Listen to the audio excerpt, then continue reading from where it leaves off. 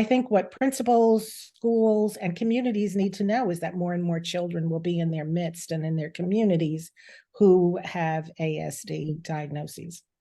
And that is important to know, because as we aim in the 21st century to create learning environments that are inclusive, inclusivity is not just cultural inclusivity. Of course, it is also our students with ASD on the spectrum, as well as with other conditions as well. So, you answered my next question, Dr. Edmunds, which was the why. Why should we care? But you also preloaded the next question I was actually going to ask you, which is whether or not somebody has been officially diagnosed with autism or not. What are the typical signs or symptoms of a child who may have autism? Okay, well, there's characteristics that the autistic population share, and then there's the spectrum, right? You could have these communication is certainly the first one. So the first characteristic is the difficulty with language. Some children don't gain language until they're 4, 5, 6, or some never develop language.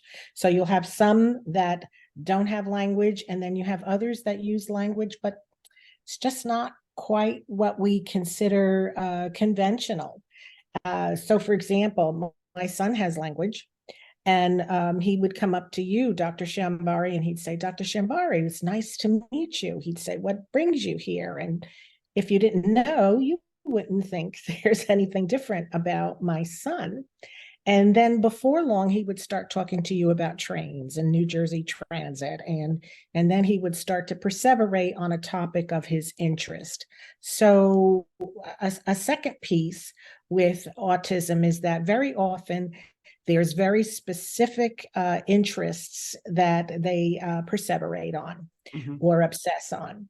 And so you have communication, you have this this very significant interest. Very often repetitive behaviors are a characteristic that many autistic people have.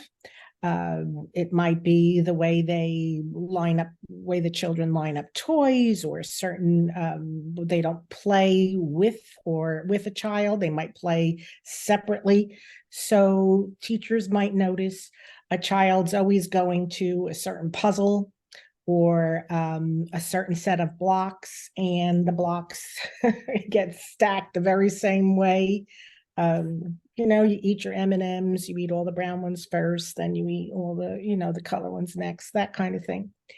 And then another characteristic is sensitivity, sensory sensitivity. So sometimes children with autism, even adults with autism, can't take loud noises, or if there's too many people in the room or too much stimuli, that could result in some kind of a meltdown.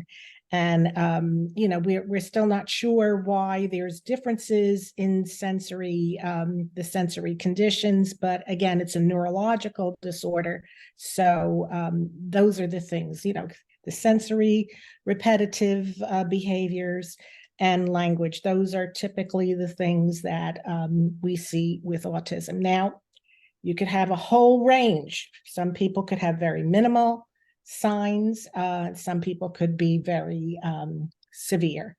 So you could have children with what we're now calling profound autism. They don't have any speech. They can't manage themselves. They can't feed themselves. Some children are very, very disabled. But there's others that can manage quite well.